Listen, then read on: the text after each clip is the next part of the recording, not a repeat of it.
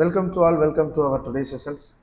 In our today's session, we are going to discuss about the changes made in Supreme Court's new statute of justice.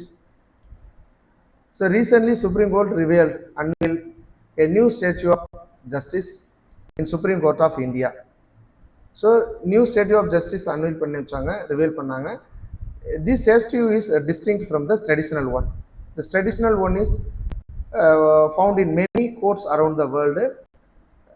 What is the difference between the statute of justice traditional and a new one அப்படின்றத நம்ம பார்க்கலாம். இந்த பிக்சர்ல நீங்க பார்த்தீங்க அப்படின்னா இந்த traditional ஒன்று அப்படின்றது இந்த picture this images shows the traditional one. Traditional ஒன்ல பொறுத்தவரை என்னென்ன சிம்பிள்ஸ்லாம் இருக்குது அப்படின்னு பார்த்தீங்கன்னா பிளைண்ட் ஃபோல்டு ஹியர் இதை பொறுத்தவரை நியூ ஸ்டடியை பொறுத்தவரை பிளைண்ட் ஃபோல்டு நியூவை பொறுத்தவரை பார்த்தீங்க அப்படின்னா நியூவை பொறுத்தவரை no blind fold okay. Then another difference பார்த்தோம் அப்படின்னா in it's left hand sword இருக்கு இங்கே வந்து ஸ்வாட் ரிமூவ்டு அதுக்கு பதிலாக என்ன இருக்கு அப்படின்னா instead constitution of India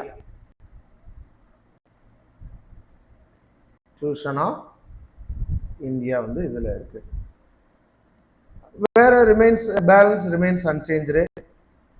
and look out the dress here traditional sorry. So இங்கே பார்த்தீங்க அப்படின்னா சாரி இங்கே ட்ரெடிஷ்னல் சாரி இருக்குது. அதுக்கடுத்து அதர் ஒன்று எக்ஸ்ட்ரான்னு பார்த்தீங்கன்னா க்ரௌன் இருக்கு. ஸோ இந்த சிம்பிள்ஸோட க்ரௌன் இருக்கு. இந்த சிம்பிள்ஸோட நியூ ஸ்டேட்டஸ் வந்து ரீசெண்டாக சுப்ரீம் கோர்ட்டு அன்வைல் பண்ணியிருக்காங்க. இதற்கான காரணங்கள் என்னென்ன அப்படின்றது என்ன அப்படின்னா இந்த ட்ரெடிஷ்னல் ஸ்டாச்சு ஆஃப் ஜஸ்டிஸ் வந்து பார்த்தீங்கன்னா இன்ஹெரிட்டட் ஃப்ரம் பிரிட்டிஷ் காலனியல் ரூலில் கொண்டு வரப்பட்டது தான் அந்த ஸ்டாச்சு ஆஃப் ஜஸ்டிஸ் அப்படி சொல்கிறது. இப்போ இதில் வந்து அந்த வெஸ்டர்னுடைய சாயல் இருக்கு. அதிலிருந்து நம்மளுடைய நீதி வந்து இந்தியாவுக்கென்று ஒரு தனித்துவம் படைத்த ஒரு நீதியாக இருக்கணும் அப்படின்ற ஒரு நோக்கத்தில் தான் இந்த டுவார்ட்ஸ் டு இந்தியன் ஜஸ்டிஸை நோக்கி இருக்கணும் அப்படின்றதான், இந்தியன் ட்ரெடிஷனை நோக்கி இருக்கணும் அப்படின்றதான் இந்த சேஞ்சஸ் வந்து இதில் மேட் பண்ணியிருக்காங்க. இப்போ இந்த அதனுடைய சிம்பிள்ஸோடைய சிக்னிஃபிகன்ஸ்லாம் என்னென்ன அப்படின்னு பார்த்தோன்னா இந்த ட்ரெடிஷனல் ஒன்றை பொறுத்தவரை இந்த பிளைன் ஃபோல்டு சொல்கிறாங்க. இது already we know that the impartiality. இப்போ இம்பார்ஷியாலிட்டி அப்படின்றது வந்து என்னென்னா justice is given on the justice is given based on impartiality or justice is dispensed without bias. அதை தான் நம்ம வந்து சொல்லணும். ஸோ எந்த ஒரு பக்கமும் சாராமல் ஒரு நடுநிலையான ஒரு நீதி வழங்க வேண்டும் அப்படின்றதுக்காக. Then also we can say that justice delivered without who is involved and ensuring fairness. அதுதான் மெயினாக சொல்லணும். Involved and ensuring fairness. ரெண்டாவது விஷயம் என்ன சொல்கிறோம் அப்படின்னா இந்த ஸ்கேல்ஸை பொறுத்தவரை அப்படின்னா weighing of evidences weighed equally. So evidence weighed equally and ensure fairness in decision making in judgment. இது ரெண்டாவது ஸ்கேல்ஸை பொறுத்தவரை ரெப்ரசன்ட் பண்ணுறது. Then third one is SWOT.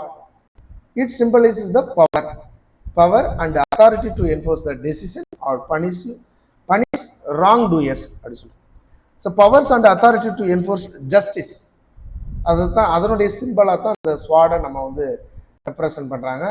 So இது எல்லாம் ட்ரெடிஷ்னலாக இருந்தது. இப்போ இந்த சேஞ்சஸுக்கு என்ன காரணம், இந்த சேஞ்சஸ்லாம் என்ன சிக்னிஃபை பண்ணுது அப்படின்றத நம்ம பார்த்தோம் அப்படின்னா இப்போ நியூ ஸ்டேட்யூவை பொறுத்தவரை does not have blindfold or sword. இது ரெண்டுமே வந்து மெயினாக இல்லை. இது என்ன பிளைண்ட் ஃபோல்ட் அப்படின்றது does not India is not blind. The law in India is not blind, but it sees clearly equally for all. Law equal to everyone. Law is equal to everyone and ensure transparent. இதைத்தான் signify பண்ணுது இந்த plain fold remove பண்ணதுக்கு. இதுதான் வந்து அதனுடைய சிக்னிஃபிகேஷன்ஸ். அதுக்கடுத்து ரெண்டாவது விஷயம் என்ன அப்படின்னா, ஸ்வாட் நாட் நீடட். ஏன் அப்படின்னு பார்த்தீங்கன்னா, இங்கே கான்ஸ்டியூஷன் ஆஃப் இந்தியாவுடைய கைடன்ஸ் படி தான் இங்கே ஜஸ்டிஸ் கொடுக்கப்படுது. எந்த ஒரு ஃபோர்ஸ் படியும் இங்கே ஜஸ்டிஸ் கொடுக்கல அப்படின்றதுக்காகத்தான் இந்த ஸ்வாட்ஸ் அப்படின்றத அங்கே ரிமூவ் பண்ணியிருக்கோம் அப்படின்றத யாருடைய ஸ்டேட்மெண்ட்டில் சொல்கிறாங்கன்னா, CJI chief justice of India அவங்களுடைய ஸ்டேட்மெண்ட்டில் அதை சொல்லியிருக்காங்க. ஸோ கான்ஸ்டியூஷன் இந்த நியூ ஸ்டேட்டஸை பொறுத்தவரை லெஃப்ட் ஹேண்டில் வந்து பார்த்திங்க அப்படின்னா கான்ஸ்டியூஷன் ஆஃப் இந்தியா இருக்கும். இது என்ன அப்படின்னா, symbolising idea that justice is dispensed according to the constitutional principles. So under the guidance of the constitution justice is dispensed. அதைத்தான் அவங்க சொல்கிறாங்க, நாட் த்ரோ என்ஃபோர்ஸ் அப்படின்றதான் என்னுடைய அதுக்கு எக்ஸ்பிளனேஷன். ஸ்கேல்ஸ் பொறுத்தவரை remains unchanged, remain in the right hand and retain the symbol and fairness of the balance. இந்த symbolic shift ஏன் அப்படின்னா, the changes move away from the colonial legacy of justice. அதிலிருந்து நம்ம Indian அதாவது Indian ட்ரெடிஷனை சார்ந்து தான் இந்திய நீதி இருக்கணும் அப்படின்றத ஒரு நோக்கத்துக்காகத்தான் என்ன பண்ணுறாங்க அப்படின்னா, அதனுடைய ஒரு ஃபார்வேர்டு தான் ஒரு இந்த சேஞ்சஸை நம்ம கொண்டு வரோம். ஸோ எம்பசிஸ் தான் கான்ஸ்டியூஷனலுடைய வேல்யூஸை எம்பசிஸ் பண்ணுது. So according to chief justice of India D Y. Chandrachud, he quoted explain that reasonable behind the changes என்னென்னது already discussed.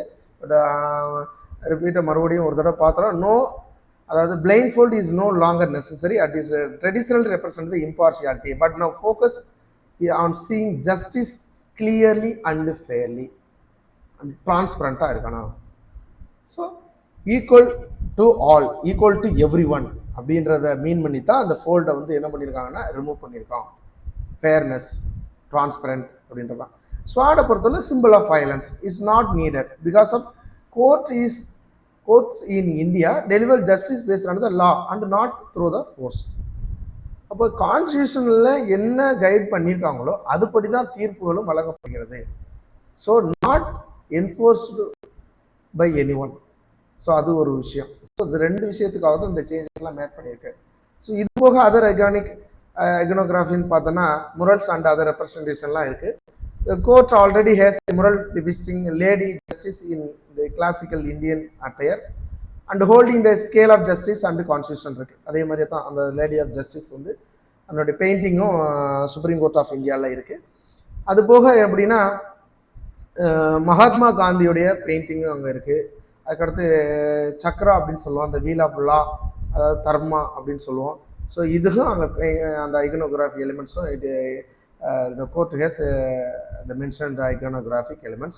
So complete this Indian symbolism. எல்லாமே வந்து இந்தியன் சிம்பாலிசத்தை பிரதிபலிக்கிற மாதிரியே தான் நம்மளுடைய நீதித்துறையும் இருக்கணும் அப்படின்றத ஒரு நோக்கத்தோடு தான் இந்த சேஞ்சஸ்லாம் ஏற்படுத்தியிருக்காங்க. So the removal of the summary of the சிக்னிஃபிகன்ஸ்ன்னு பார்த்தோம் அப்படின்னு சொன்னோன்னா, so a break from traditional western symbol of justice to Indian tradition. அது ஒரு விஷயம். ரெண்டாவது, justice is not through force or blindness but இது கைடன்ஸ் ஆஃப் கண்ட்ரிஸ் உடைய law. Then last one is the rooted in constitutional value moving away from the colonial symbols. These are the significance of the changes mat in the state of justice அப்படின்றத நான் discuss பண்ணோம். So எல்லாரும் அதை understand பண்ணியிருப்பீங்க அப்படின்னு நினைக்கிறேன். So we will meet in another one session with another one new topics. Thank you to all. Thank you everyone.